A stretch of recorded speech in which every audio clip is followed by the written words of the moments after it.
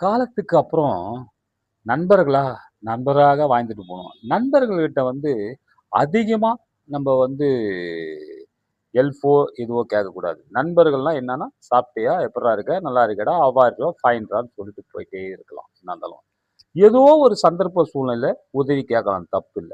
அந்த உதவி அவன் பண்ணா, அத திருப்பி நம்ம நியாயமா பண்ணிடணும். அது ஓகே தான். ஏன்னா, அது பண்ணலன்னா, அந்த நண்பர்களோட பண விஷயத்துல கஷ்டமாயி சிலர்லாம் விலகி போயிடுவார்கள். அதுதான் தயவு செய்து சொல்றேன். நண்பனா பழகுறது ஒண்ணும் பிரச்சனை இல்ல. அன்பா பழகுங்க, நல்லா பழகுங்க. ஒண்ணும் பிரச்சனை இல்ல. என்னான்னா, நம்ம வந்து நண்பர்கள் சில 4 நண்பர்கள்னா 4 விதமா இருப்போம். ஒருத்தன் வந்து நம்ம கூடயே இருந்துட்டு புரளி பேசிட்டே இருப்பான். நம்மள பத்தி அவங்ககிட்ட அப்படி பேசுவான், இவங்ககிட்ட இப்படி பேசுவான். இன்னொரு நண்பன் சரியான கஞ்சனா இருப்பான். ரூ. 10 கூட செலவு பண்ண மாட்டான். கஞ்சனா இருப்பான்.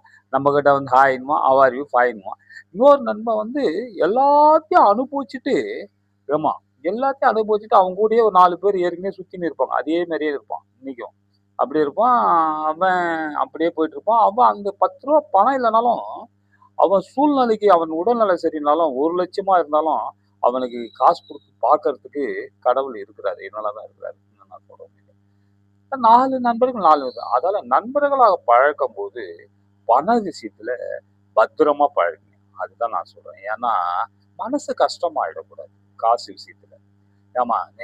நம்ம நிலைமை அவன் அவனுக்கு தெரியாது. ஏய் இவனுக்கு என்னடான்னு சிலர் சொல்லுவான். நம்மளுக்கு உனக்கு 1,00,000 கடன் இருந்தா, நல்லா இருக்கிற நண்பன் சொல்றான்ல, நல்லா இருக்கிறான் அவன் வசதியா இருக்கிறான்னா, அவனுக்கு தகுந்த கடன் இருக்கத்தான் செய்யும். இன்னொரு நண்பன் ரூ. 10 கடனும் இல்லாத அ கூழோ, கஞ்சியோ குடிச்சிட்டு சந்தோஷமா வாழ்வான்.